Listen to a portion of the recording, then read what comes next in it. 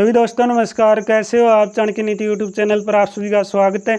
आज की वीडियो के अंदर हम करेंगे HSC solid question paper number 3। ये जो हमारी सीरीज चली हुई है प्रोविस ईयर क्वेश्चनों की चली हुई है, तो आपने अच्छी तरीके से प्रोविस एग्जाम के क्वेश्चन देख लेने हैं, क्योंकि ये आपके हरियाणा सिटी और एचटेट परीक्षा में काफ़ी महत्वपूर्ण होंगे। एचटेट परीक्षा में यहाँ से हरियाणा जीके काफ़ी महत्वपूर्ण हो जाएगी, क्योंकि पिछली परीक्षाओं में ये क्वेश्चन आए हैं, तो नेक्स्ट एग्जाम में भी यहाँ से आने की पूरी संभावना है। तो आपके लिए ये क्वेश्चन प्रैक्टिस करना बहुत ही ज़रूरी है, क्योंकि प्रोविस एग्जाम एक बार आपने देख लिए तो आपका बेस अच्छा हो जाएगा। ठीक है, तो आज का पहला क्वेश्चन देखते हैं। केंद्र सरकार में वर्तमान महिला एवं बाल विकास मंत्री का नाम बताइए कौन है। तो केंद्र सरकार के अंदर वर्तमान महिला एवं बाल विकास मंत्री कौन है। आप सोचेंगे कि सर मेनका गांधी पे कैसे टिक हुआ है, क्योंकि ये प्रोविस एग्जाम है ना, तो उस समय कौन थी महिला एवं बाल विकास मंत्री, तो उस समय थी मेनका गांधी। ठीक है, उस समय यानी जिस टाइम ये प्रोविस एग्जाम हुआ था, तो ये प्रोविस एग्जाम हरियाणा कलर का ये एग्ज़ाम है लगभग 2014 के टाइम। ठीक है, तो 2014 या 2016 में जो एग्ज़ाम लिए गए, तो उस समय मेनका गांधी के पास ये मंत्रालय था। तो 2019 में जब चुनाव हुए, तो वर्तमान में महिला एवं बाल विकास मंत्री कौन बनती है, तो स्मृति ईरानी बनती है। ठीक है, वर्तमान के अंदर फिलहाल कौन है, स्मृति ईरानी है, पहले मेनका गांधी थी। लेकिन हमने इतना डीपली नहीं जाना, हमने डायरेक्ट क्वेश्चन मंत्रालय और मंत्रियों के नाम याद करने हैं। आपसे पूछे हरियाणा की वर्तमान के अंदर महिला एवं बाल विकास मंत्री कौन है, तो आपका जवाब क्या आना चाहिए, कमलेश डांडा। ठीक है, कमलेश डांडा वर्तमान में हरियाणा की महिला एवं बाल विकास मंत्री है।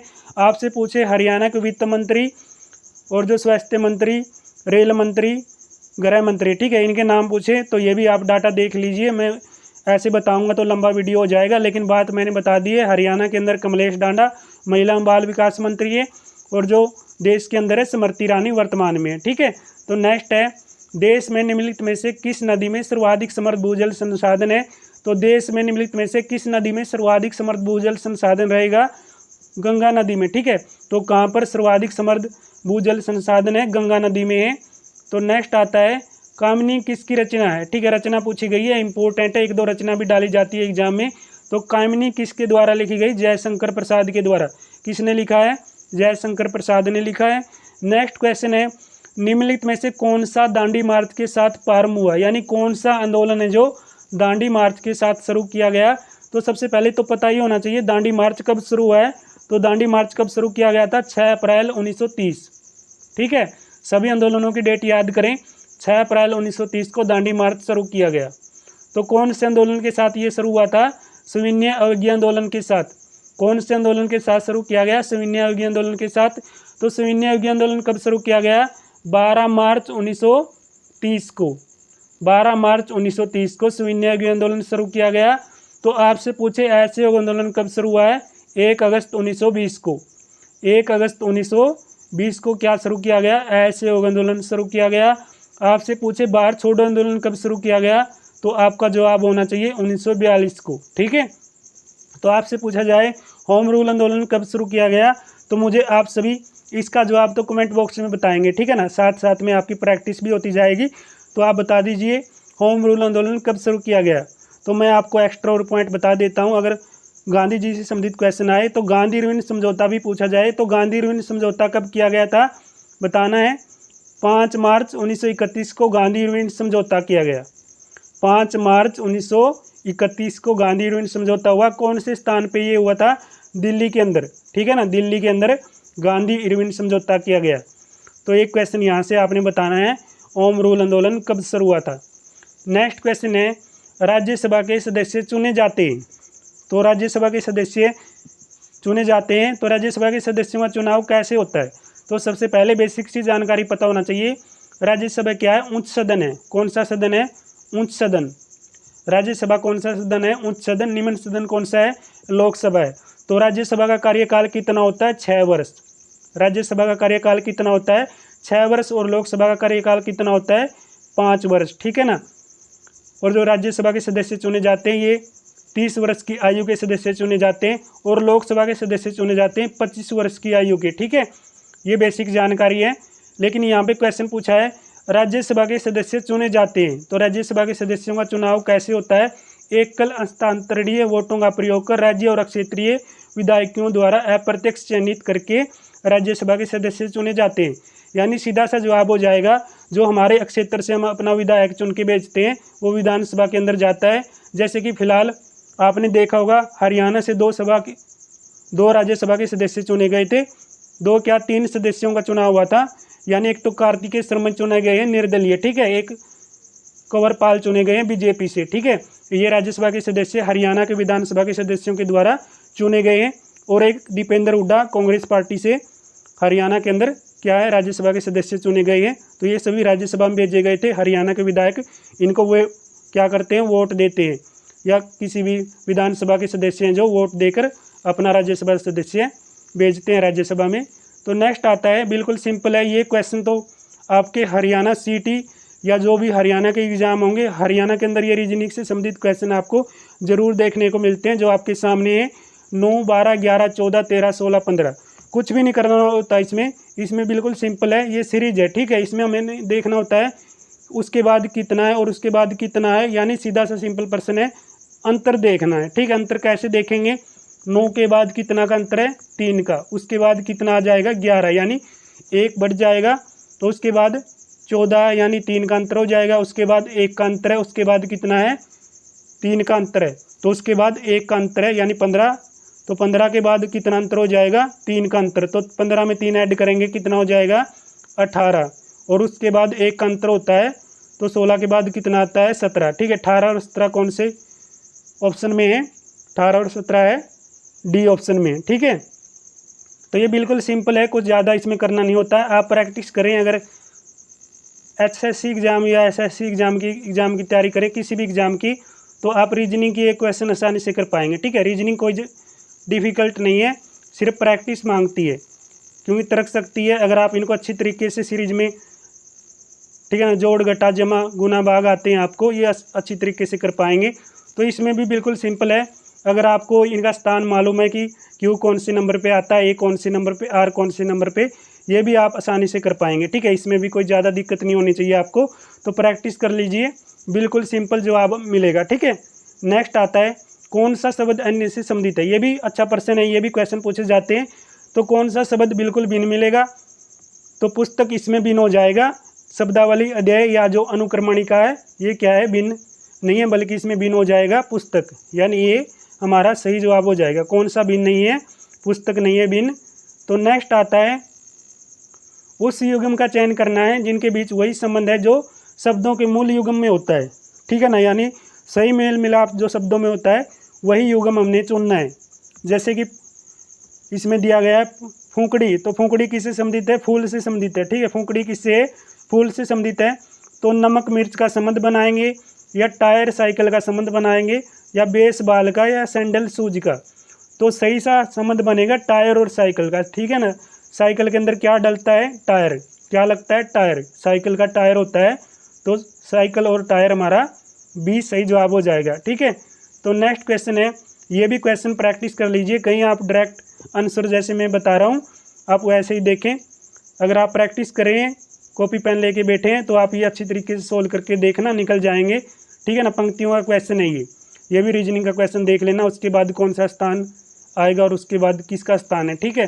तो नेक्स्ट क्वेश्चन आता है, ये मैथ का क्वेश्चन है, ये भी सोल्व करके देखना। इसमें 236% डी से जवाब बताया गया है, ये कैसे निकाला है आपने देखना है। तो नेक्स्ट आता है, ये भी आपने निकाल के देखना। ये सभी क्वेश्चन मुझे लगता है मैथ के स्टार्ट हो गए, जो आपके लिए काफ़ी महत्वपूर्ण होंगे। तो नेक्स्ट प्रश्न आता है, ये भी मैथ का क्वेश्चन है, ठीक है ना। तो ये मैथ के क्वेश्चन वैसे आपने, जैसे मैं आपको डायरेक्ट बता रहा हूँ वैसे नहीं निकालने, सिर्फ आपने प्रैक्टिस करनी है। तो प्रैक्टिस करें तो बहुत अच्छी बात है दोस्तों, चाहे आप किसी भी एग्ज़ाम की तैयारी करें तो वे सिर्फ प्रैक्टिस ही मांगते हैं। तो प्रैक्टिस से आप हर एग्ज़ाम को आसानी से निकाल पाएंगे। तो नेक्स्ट क्वेश्चन आता है, निम्नलिखित में से विशालतम स्तनधारी कौन सा है। तो सबसे विशालतम स्तनधारी पूछा है इसने, हेल हो जाएगा हमारा सही जवाब। क्या हो जाएगा, हेल हमारा सही जवाब हो जाएगा। विशालतम स्तनधारी कौन सा है, हेल है। तो मरीचिका का एक उदाहरण बताइए। तो मरीचिका का एक एग्जाम्पल पूछा है, केवल प्रकाश के पूर्ण आंतरिक परावर्तन को क्या कहते हैं, मरीचिका कहते हैं। क्या बोलते हैं, मरीचिका कहा जाता है केवल प्रकाश के पूर्ण आंतरिक परावर्तन को। नेक्स्ट प्रश्न है जो लेंस किससे बना होता है? तो लेंस किससे बनता है बताइए? फिलंक कांच से। किससे? फिलंक कांच से लेंस बनाया जाता है। ये जो साइंस के क्वेश्चन है ये तो आपने ज़रूर याद कर लेने हैं, ठीक है ना, क्योंकि साइंस से जो कई बार ज्यों का तो एग्जाम से उठा के दे देते हैं आपसे, तो आपको ये याद होने चाहिए, इसलिए मैंने ये पूरी सीरीज रखी है ताकि आप अच्छी तरीके से प्रैक्टिस कर पाएँ। तो प्रकाशीय फाइबर के माध्यम से जो संचरण का सिद्धांत है वो कौन सा है? तो संचरण का सिद्धांत कौन सा हो जाएगा? प्रकाशीय फाइबर के माध्यम से पूछा इसने, तो कौन सा हो जाएगा? पूर्ण आंतरिक परावर्तन। कौन सा हो जाएगा? पूर्ण आंतरिक परावर्तन। नेक्स्ट क्वेश्चन आता है, यसद लेंपन की प्रक्रिया में लोहे पर एक पतली परत किस धातु की चढ़ाई जाती है? तो लोहे पर जो पतली परत चढ़ाई जाती है तो कौन सी धातु की चढ़ी होती है वो? तो सही जवाब है जस्ता, ठीक है ना। किसकी चढ़ाई जाती है? जस्ता धातु की पतली परत लोहे पर चढ़ाई जाती है। नेक्स्ट प्रश्न आता है, बड़खल झील हरियाणा के किस जिले में स्थित है? तो बड़खल झील कहाँ पर है? फरीदाबाद के अंदर है। कहाँ पर है? फरीदाबाद में बड़खल झील है। बड़खल झील का निर्माण कब हुआ? 1947 में। तो फरीदाबाद में और कौन सी झील है? दोज झील आपसे पूछे, ये भी फरीदाबाद के अंदर है। कौन सी झील है? दोज झील। आपसे पूछे गुरुग्राम के अंदर सुल्तानपुर झील है। गुरुग्राम के अंदर कौन है? बसई झील है। गुरुग्राम के अंदर दमदमा झील जो हरियाणा की सबसे बड़ी झील है, ठीक है ना। जो खलीलपुर झील है ये भी कहाँ पर है? गुरुग्राम के अंदर है। तो गुरुग्राम के अंदर घाटा झील भी है, काफ़ी झीलें हैं जो गुरुग्राम की, लेकिन पूछी जाती है सुल्तानपुर झील। और एक दमदमा झील जो हरियाणा की सबसे बड़ी है ये भी गुरुग्राम के अंदर है। करनाल के अंदर कौन कौन सी है? कर्णताल है और एक चक्रावती, ठीक है ना। चक्रवर्ती या चक्रावती भी करनाल के अंदर है। एक कर्ण झील। तो कर्ण झील का निर्माण कब हुआ? 1972 के अंदर। तो मुझे कमेंट बॉक्स में बताएंगे अम्बाला के अंदर कौन कौन सी झीलें हैं।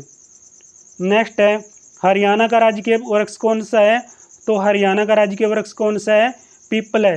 तो मुझे कमेंट बॉक्स में बताएंगे हरियाणा का राजकीय पक्षी का नाम, ठीक है। हरियाणा के राज्य के पक्षी का नाम कमेंट बॉक्स में बता दीजिए। नेक्स्ट आता है, पंडित जसराज किस विद्या के लिए विख्यात थे? शास्त्रीय संगीत, ठीक है ना। तो इनका जन्म कहाँ पर हुआ था? हिसार के अंदर। हिसार के अंदर इनका जन्म हुआ था पंडित जसराज का। तो ये किस विद्या में विख्यात थे? शास्त्रीय संगीत में।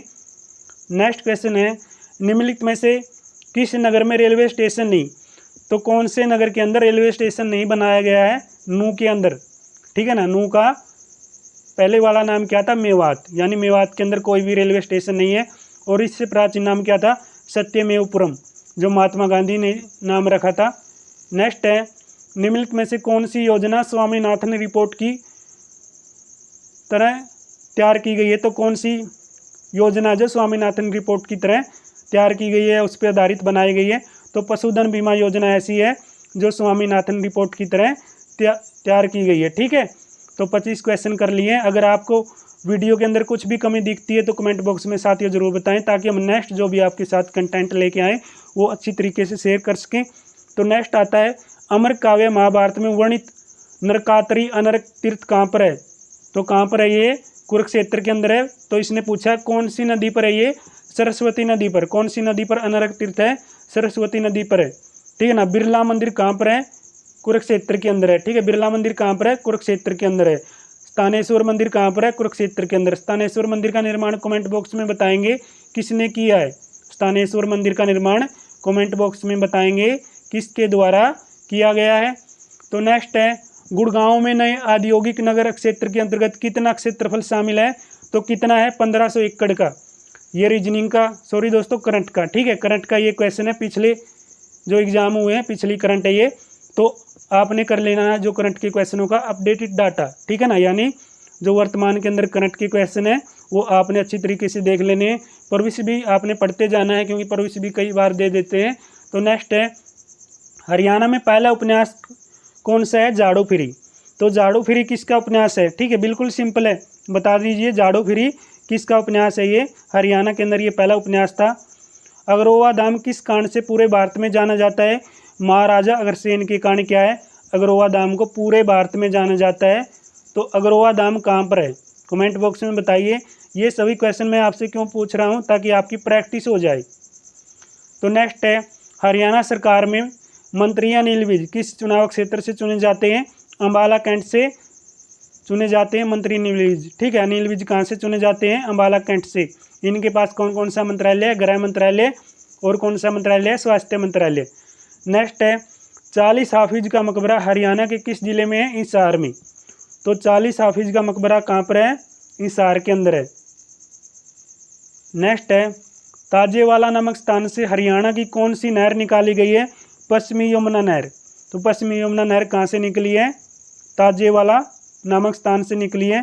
तो मुझे कमेंट बॉक्स में बताइए पश्चिमी यमुना नहर कब निकाली गई? पश्चिमी यमुना नहर कब निकाली गई है? ठीक है, हरियाणा की सबसे प्राचीन नहर है ये, तो ये कब निकाली गई थी बताना है। हरियाणा विकास पार्टी की स्थापना। तो हरियाणा विकास पार्टी की स्थापना बंसीलाल ने की। हरियाणा विकास पुरुष के नाम से ही जाने जाते हैं, यानी क्वेश्चन के अंदर ये आंसर आप समझ सकते हैं, हरियाणा के विकास पुरुष यानी विकास पार्टी के निर्माता। तो हरियाणा के लौह पुरुष के नाम से भी जाने जाते हैं और हरियाणा के आधुनिक निर्माता भी। हरियाणा के सबसे युवा सीएम यानी हरियाणा के सबसे युवा सीएम कौन रहे हैं? तो ये रहे बंसीलाल। ठीक है ना। इमरजेंसी के दौरान कौन रहे थे? ये देश के रक्षा मंत्री रहे थे। इमरजेंसी के दौरान ये क्या थे? देश के रक्षा मंत्री। जब 1977 में इमरजेंसी लगी थी इंदिरा के टाइम, उस समय इसको बड़ी जिम्मेदारी दी गई थी। तो ये बड़े प्रसिद्ध नेता हरियाणा के सबसे युवा मुख्यमंत्री भी रहे हैं। और हरियाणा क्या इन्होंने 1970 में सबसे पहले शराबबंदी की थी। ठीक है, 1970 में शराबबंदी करके एक बड़ा काम किया था जो काफ़ी चर्चा में आया था। ठीक है, तो ये आपने देख लेना है दोस्तों। नेक्स्ट है जो देवीलाल मनोहर लाल, इनके बारे में तो आप जानते ही होंगे। तो हरियाणा के करनाल में प्रसिद्ध झील का नाम बताइए। तो कर्ण झील। ठीक, मैं आपको बता चुका हूँ, कर्ण झील का निर्माण 1972 में हुआ। तो सॉरी दोस्तों, मैं यहाँ पे रिपीट कर देता हूँ एक पॉइंट, क्योंकि हरियाणा विकास पार्टी की स्थापना बंसीलाल ने की। तो बंसीलाल ने 1970 के अंदर क्या किया था?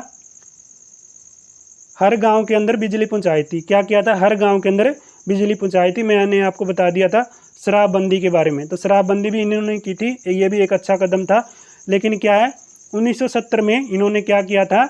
हर गांव के अंदर हरियाणा में बिजली पहुंचाई थी और देश में इनका ये कदम था तो पूरा चर्चा में आया था, इसलिए विख्यात है। ये पूरे हरियाणा के लौह पुरुष और विकास पुरुष के नाम से जाने जाते हैं। काफ़ी अच्छा काम किया इन्होंने हरियाणा में सीएम रहते हुए, और देश के अंदर जो बड़े पद पे रहे हैं उस समय भी इनका जो काम था दोस्तों आप सभी जानते हैं। तो नेक्स्ट है, ये क्वेश्चन हमने कर लिया है। स्वामी दयानंद सरस्वती ने हरियाणा के रेवाड़ी पहुंचने पर सर्वप्रथम क्या शुरू किया? तो गौशाला शुरू की थी। तो कमेंट बॉक्स में बताइए गौशाला कब शुरू की थी? स्वामी दयानंद सरस्वती ने। तो स्वामी दयानंद सरस्वती का उपनाम पूछे आपसे, क्या था? स्वामी दयानंद सरस्वती का बताना है, बताइए भाई। मूल शंकर। क्या नाम था? मूल शंकर। ठीक है ना। मूल शंकर किसका नाम था? स्वामी दयानंद सरस्वती का। स्वामी विवेकानंद का क्या नाम था? नरेंद्र नाथ दत्त उपनाम था। ठीक है, ये उपनाम भी देख लें जो मैं आपको बता रहा हूँ, क्या पता आपसे पूछ लें। तो इन्होंने सबसे पहले कहाँ पर? रेवाड़ी के अंदर गौशाला शुरू की थी। नेक्स्ट है, मैम का किला किस जिले में है? बिल्कुल सिंपल है, रोहतक के अंदर मैम का किला बनाया गया है। नेक्स्ट आता है, महाभारत काल में हरियाणा निम्नलिखित में से कौन से नाम से जाना जाता था? बहुध्यानक प्रदेश यानी अत्यधिक समृद्ध भूमि के नाम से महाभारत के टाइम हरियाणा को जाना जाता था। आकाशवाणी रोहतक की स्थापना 8 मई 1977 को आकाशवाणी रोहतक की स्थापना की गई है।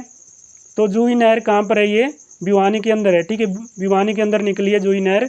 तो जूही नहर से कहाँ की सिंचाई होती है? भिवानी जिले की। नेक्स्ट है, जो निम्नलिखित में से हरियाणा की कौन सी नदी पर रेणुका किसाऊ और लखवार व्यासी बांध बनाए गए हैं? तो ये कौन सी नदी पे बनाए गए हैं? यमुना नदी पे। कौन सी नदी पे? यमुना नदी पे किसाऊ और लखवार व्यासी बांध बनाए गए हैं। नेक्स्ट है, वह मुस्लिम शासक जिन्होंने क्या है 1000 से लेकर 1026 तक क्या किया? मध्य भारत पर 17 बार आक्रमण किया। तो उसका क्या नाम था? मोहम्मद गजनवी ने 17 आक्रमण किए थे 1000 से लेकर 1026 तक। ठीक है। नेक्स्ट है, किस युद्ध क्षेत्र में मोहम्मद गौरी और पृथ्वीराज चौहान की सेनाओं का आमना सामना हुआ? तराइन के युद्ध में। तो तराइन का युद्ध कब हुआ? 1191 के अंदर और 1192 के अंदर। ठीक है, 2 लड़ाइयाँ तराइन की लड़ी गई थी, तरावड़ी की 2 लड़ाइयाँ लड़ी गई, आप सभी जानते भी होंगे। तो नेक्स्ट है, समुद्र में भारत की समुद्र में भारत का जो सीमांतर जल कितनी दूर तक विस्तारित है। तो समुद्र में भारत का जो जल है, सीमाओं के अंदर जल कितनी दूर तक फैला हुआ विस्तारित है, ये 12 नॉटिकल मील तक। कितना है, 12 नॉटिकल मील तक ये फैला हुआ है। ठीक है, ये भी अच्छा प्रश्न है, ये भी आपने अच्छी तरीके से देखना है। तो नेक्स्ट आता है, निम्नलिखित में से कौन सा भारतीय राज्य नारियल का अग्रणीय उत्पादन है। तो अग्रणीय उत्पादन कौन सा राज्य करता है नारियल का, तो ये तमिलनाडु के अंदर नारियल सबसे ज़्यादा होता है। तो केसर बताइए सबसे ज़्यादा कौन से राज्य में होता है, केसर का उत्पादन सबसे ज़्यादा कौन सा राज्य करता है, कमेंट बॉक्स के अंदर बताइए। नेक्स्ट है, निम्न में से किस राज्य संघ या शासित क्षेत्र में एक उभय उच्च न्यायालय है। तो यानी एक उच्च न्यायालय कौन से राज्यों का ये पूछा है।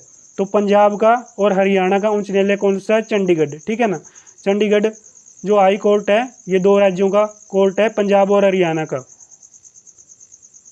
तो नेक्स्ट आता है 46 नंबर क्वेश्चन। तो 46 नंबर क्वेश्चन में दिया है, किस राज्य का प्रत्यक्ष संविधान है। तो ये जम्मू कश्मीर का बताया गया था। तो जम्मू कश्मीर के अंदर जो ये धारा थी 370, उसके बाद क्या ये प्रत्यक्ष संविधान है। यस और नो में मुझे जवाब देंगे, ठीक है ना, क्योंकि ये जो पिछला एग्जाम हुआ था तो उसके अंदर पूछा गया था किस राज्य का प्रत्यक्ष संविधान है, तो आपने जवाब दिया होगा जम्मू कश्मीर का। तो मैं आपसे फिलहाल पूछता हूँ, क्योंकि 370 खत्म हो चुकी है, तो 370 खत्म होने के बाद क्या जम्मू कश्मीर में प्रत्यक्ष संविधान है। किस वर्ष में प्रथम बैंकों का राष्ट्रीयकरण किया गया। तो कब हुआ था बैंकों का राष्ट्रीयकरण, 1969 में। तो 1969 में क्या है, बैंकों का पहली बार राष्ट्रीयकरण हुआ था। कितने बैंकों का राष्ट्रीयकरण किया गया था, 14 बैंकों का राष्ट्रीयकरण किया गया था। भारत में स्टॉक एक्सचेंज के कार्यकलापों की निगरानी कौन सी संस्था करती है, SBI करती है। ठीक है, SBI क्या कार्य करती है, स्टॉक एक्सचेंज के कार्यकलापों की निगरानी करती है, देखरेख करती है। भारत तथा पाकिस्तान द्वारा शिमला समझौता कब हुआ है, 1972 में शिमला समझौता हुआ है। ठीक है, शिमला समझौता किस किस के बीच हुआ है, भारत और पाकिस्तान के बीच। पूछा जाए भारत और पाकिस्तान के बीच शिमला समझौता हुआ 1972 में, ये भी आपने देखना है। तो नेक्स्ट है, राष्ट्रीय प्रतीक में जो सिंह है उसके अलावा कौन सा जानवर की आवृत्ति है। तो बैल और घोड़ा भी बताया गया है राष्ट्रीय प्रतीक के अंदर। ठीक है, क्या बताया गया है, बैल और घोड़ा भी क्या है राष्ट्रीय प्रतीक में, सिंह के अलावा यानी शेर के अलावा बैल और घोड़ा भी दिखाए गए हैं। तो किस वर्ष में भारत की पहली समाचार एजेंसी PTI पंजीकृत हुई है। तो पहली समाचार एजेंसी PTI कब आई है, 1947 के दौर में, यानी 1947 में क्या आई है, PTI एजेंसी आई थी, ये समाचार की एजेंसी थी। तो भारतीय राज्य सीमा में महिला का सर्वोच्च, सॉरी दोस्तों, हिमालय का सर्वोच्च शिखर पूछा है इसने, मेरे से महिला निकला है तो मैं आपसे माफ़ी चाहता हूँ। भारतीय राज्य सीमा में हिमालय का सर्वोच्च शिखर कौन सा है, कौन सा है भाई, ये कंचनजंगा। कौन सा है, कंचनजंगा, ये हिमालय का सर्वोच्च शिखर, कंचनजंगा हिमालय का सर्वोच्च शिखर रहेगा, जो आपको पता भी होगा, बिना ऑप्शन भी इसका जवाब बता सकते थे, हिमालय का सर्वोच्च शिखर कंचनजंगा है। ठीक है, स्वतंत्र भारत में संसद के समक्ष पहला आम बजट किसने रखा। तो संसद का पहला आम बजट किसने पेश किया, RK शनमुखम चेट्टी ने। किसने, RK शनमुखम चेट्टी ने पहला संसद का आम बजट पेश किया था। ठीक है, 20 सही जवाब हो जाएगा। भारत का राष्ट्रीय सुरक्षा सलाहकार कौन है। तो भारत का राष्ट्रीय सुरक्षा सलाहकार है अजीत डोभाल। तो वर्तमान के अंदर भी इन्हीं के पास ये कार्यभार है। तो भारत का राष्ट्रीय सुरक्षा सलाहकार हमारा हो जाएगा अजीत डोभाल। तो नेक्स्ट प्रश्न है, वर्ष 1957 में किस देश ने पहला मानव निर्मित अंतरिक्ष उपग्रह लॉन्च किया है। तो कौन से देश ने लॉन्च किया, एशिया के अंदर सोवियत संघ ने। तो सोवियत संघ मीन्स यानी रूस देश ने 1957 के अंदर पहला मानव निर्मित अंतरिक्ष उपग्रह प्रक्षेपित किया या पहला लॉन्च किया गया है। नेक्स्ट क्वेश्चन आता है, 1972 में, सॉरी दोस्तों 1975 में माउंट एवरेस्ट पर चढ़ने वाली पहली महिला कौन। तो 1972 में नहीं है, ये 1975 के अंदर दिया गया है। तो 1975 में माउंट एवरेस्ट पर चढ़ने वाली पहली महिला का नाम क्या है, जुंको तबेई। कौन है, जुंको तबेई पहली महिला है। तो मुझे बताइए, संतोष यादव माउंट एवरेस्ट पर कब गई थी। संतोष यादव जो रेवाड़ी से, इन्होंने माउंट एवरेस्ट की चढ़ाई कब की थी, कमेंट बॉक्स में बताइए। ठीक है, ये हरियाणा से संबंधित है, तो ये कई बार पूछा गया है। नेक्स्ट है, समान जो तापक्रमों वाले संसाधन है या साधन उनको जोड़ने वाली रेखा का नाम बताना है। तो समान तापक्रम वाले स्थानों को जोड़ने वाली रेखा का नाम बताइए। तो स्थानों को जोड़ने वाली रेखा कौन सी हो जाएगी? समान तापक्रम वाले। तो ये समतापीय। तो समतापीय क्या हो जाएगी? समान तापक्रम वाले स्थानों को जोड़ने वाली रेखा हो जाएगी। सूर्य की किरणों पृथ्वी की सतह पर पहुंचने में कितना समय लगाती है, यानी जो सूर्य की किरण है वो पृथ्वी पर पहुंचने में कितना टाइम लेती है? ये अच्छा प्रश्न है, ये नोट कर लेना। 8 मिनट का समय लगता है सूर्य की किरणों को पृथ्वी की सतह पर पहुंचने में, ठीक है, लगभग 8 मिनट। संयुक्त राष्ट्र संघ है जो, या संयुक्त राष्ट्र सुरक्षा परिषद है, उसमें कितने स्थायी सदस्य चुने जाते हैं? तो संयुक्त राष्ट्र सुरक्षा परिषद के अंदर कितने सदस्य होते हैं? 5 सदस्य चुने जाते हैं। क्या वर्तमान के अंदर कम या ज़्यादा है? मुझे कमेंट सेक्शन में बताइए। संयुक्त राष्ट्र सुरक्षा परिषद में वर्तमान में कितने सदस्य हैं? नेक्स्ट आता है, किस यूएन एजेंसी का मुख्यालय पेरिस में है? तो कौन सी एजेंसी है जो पेरिस के अंदर है? तो बताना है यूएनएस्को, ठीक है। यूएनएस्को जो एजेंसी है उसका मुख्यालय कहाँ पर है? पेरिस के अंदर है। कहाँ पर है? पेरिस में। नेक्स्ट है, सामान्य मानव श्रवण का अटरज में प्रास क्या आ जाएगा? तो कितना होगा सामान्य मानव श्रवण में?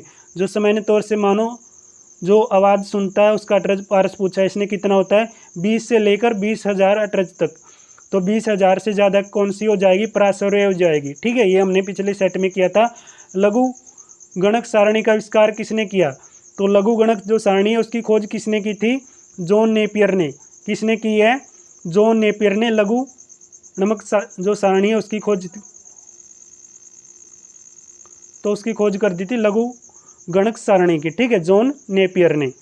तो निम्न में से कौन सा जो पद है ओक्की से संबंधित रखता है? तो कौन सा रहेगा? ये ड्रिबल जो पद है वो किससे संबंधित है? ओक्की से, ठीक है। ये पद भी याद कर लेना क्योंकि ये भी इंपॉर्टेंट होते हैं। किस देश में जो बुल फाइटिंग है वो खेला जाता है? तो कौन सा गेम है ये बुल फाइटिंग? कौन से देश का राष्ट्रीय खेल है?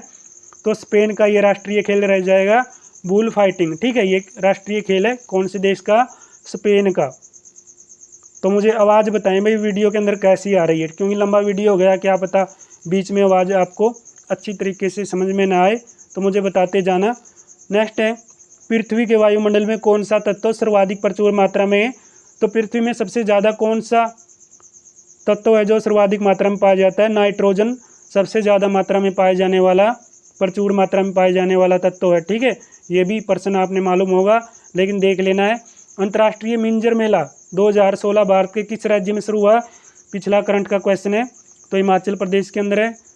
2016 में जो फार्मूला 1 जर्मन ग्रैंड प्रिक्स है वो किसने जीता था?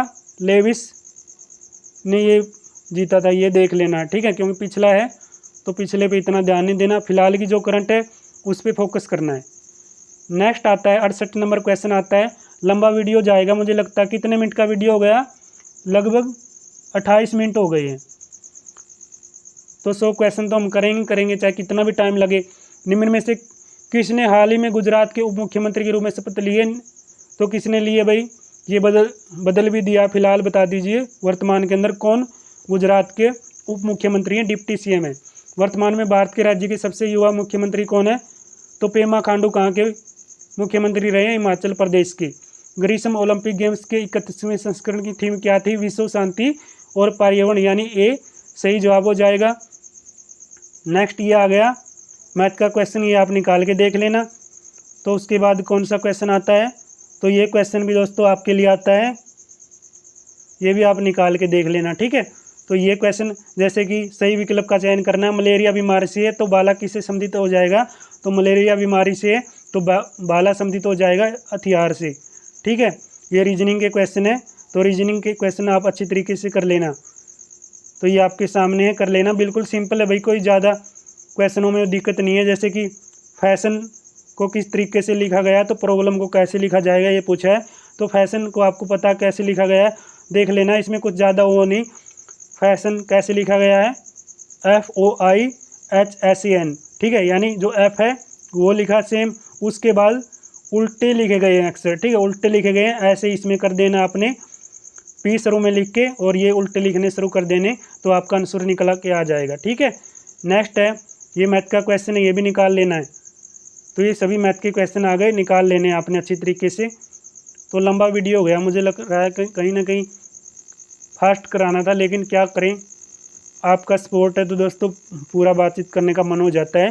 ट्रांसफार्मर का उपयोग बताइए किस में किया जाता है। तो ट्रांसफार्मर का प्रयोग किसके अंदर होता है, AC वोल्टता बढ़ाने के अंदर कम या ज़्यादा करने में भी ट्रांसफार्मर का प्रयोग किया जाता है। ठीक है ना, AC की वोल्टता बढ़ाने या कम करने में क्या है, ट्रांसफार्मर का प्रयोग किया जाता है। एक शुद्ध रासायनिक अवस्था में ईरक जो डायमंड है वो किसका एक रूप है, पॉलीक्रोमेटिक का। किसका है, पॉलीक्रोमेटिक का एक रूप हो जाएगा एक शुद्ध रासायनिक अवस्था में ईरक या जो डायमंड है। मधुमेह जो बीमारी हो, ठीक है ना, ये मधुमेह बीमारी, तो इसको दूर करने या इसका इलाज करने में कौन सी चीज़ उपयोग में लाई जाती है, इंसुलिन। ठीक है, तो इंसुलिन का टीका लगाया जाता है मधुमेह रोगी को ठीक करने के लिए। 20 सही जवाब हो जाएगा।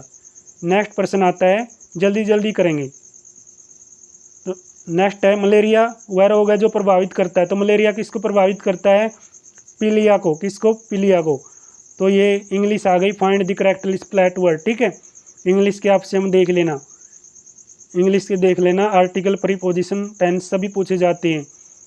तो यहाँ से करते हैं हिंदी। ठीक है, हिंदी इंपॉर्टेंट है क्योंकि एस्टेट में भी हिंदी पूछी जाती है, हरियाणा जी के पूछी जाती है, तो प्रवेश एग्जाम की हिंदी जरूर देखें। अभिमान का विपरीत अथवा विलोम शब्द क्या रहेगा, बताइए क्या रहेगा, निरीब। तो निरीमान रहेगा, निरीभिमान रहेगा क्या, अभिमान का विपरीत अथवा विलोम शब्द क्या है, निरीभिमान। ठीक है, नेक्स्ट है, गंगा नहाना मुहावरे का अर्थ बताइए, कठिन कार्य पूरा होना। तो गंगा नहाने का अर्थ क्या है, कठिन कार्य आपने कर लिया, पूरा कर लिया, तो आप क्या नहा गए, गंगा नहा गए। तो पक्षी का परिवाची शब्द बताइए। तो पक्षी का परिवाची शब्द हो जाएगा द्विज। क्या है, द्विज पक्षी का परिवाची शब्द है, अलग शब्द है। पुरुष शब्द का क्या अर्थ है, तो पुरुष शब्द का अर्थ है कठोर। तो पुरुष शब्द का अर्थ क्या है, कठोर है। इनमें से गुणवाचक विशेषण कौन सा नहीं है, तो गुणवाचक कौन सा नहीं है, मोटा, काला, नया, ये सभी क्या है, गुण पर आधारित हैं। तो 20 क्या है, गुणवाचक विशेषण नहीं है। नेक्स्ट है, अप्रयुक्त का सही संधि विच्छेद करना है। तो सही संधि विच्छेद क्या हो जाएगा, तो अप्रयुक्त का सही संधि विच्छेद हो जाएगा ऊपर प्लस, सॉरी दोस्तों, ऊपरी प्लस उक्त, यानी बी हमारा राइट आंसर हो जाएगा। बिल्कुल सिंपल है। अगर आपने सिंधी नहीं पता तो सिंधी भी हमने अच्छी तरीके से की हुई है, लेकिन मैंने वीडियो अपलोड नहीं की। मैं आपको यहाँ पे पूरी डिटेल में बताऊंगा तो लंबा वीडियो जाएगा, आपसे हम प्रैक्टिस करके देखना। अप्रयुक्त का सही संधि विच्छेद या संधि विग्रह करें तो ऊपरी प्लस उक्त होता है। बिल्कुल सिंपल तरीके से निकाल के आप कर लेंगे। तो नेक्स्ट है, अनासक्ति में कौन सा उपसर्ग प्रयोग किया जाता है, तो अन प्लस आ। ठीक है, डी राइट आंसर हो जाएगा। तो निम्नलिखित शब्द समूह के लिए उपयुक्त शब्द का चयन करना है। तो जो किए गए उपकार को नहीं मानता हुआ क्या होता है, तो वो क्या हो जाएगा, कर्तगण। कौन हो जाएगा, कर्तगण हो जाएगा। ठीक है, निम्नलिखित में से किन वाक्य पंक्तियों में अनुप्रास अलंकार नहीं है, तो किस में अनुप्रास अलंकार नहीं है, 4 सेंटेंस बताए गए हैं। तो कौन कौन से में नहीं है, 2 के अंदर नहीं है, और कौन से में नहीं है, 3 के अंदर नहीं है। ठीक है, यानी कनक कनकते सौगुनी मादकता अधिका इसमें नहीं है। और ये जो दिया गया है, मूत सपूत तो क्यों नहीं धन सांचे, पूत कपूत तो क्यों नहीं धन संचय, ठीक है ना, इसके अंदर भी अनुप्रास अलंकार नहीं है। 2 3 हमारा सही जवाब हो जाएगा। तो आज की वीडियो के अंदर मैंने ये जो सेट किया, ये जो मॉडल सेट पेपर किया दोस्तों, ये काफ़ी महत्वपूर्ण है। लंबा वीडियो हो गया तो माफ़ी चाहते हैं, लेकिन कंप्लीट जरूर देखें क्योंकि आपके लिए प्रैक्टिस करना बहुत ही ज़रूरी है। और नेक्स्ट वीडियो में मिलते हैं। तो अगर आपको वीडियो में कुछ भी कमी दिखती है तो कमेंट बॉक्स में आपने ज़रूर बताना है। तब तक जय हिंद, जय भारत।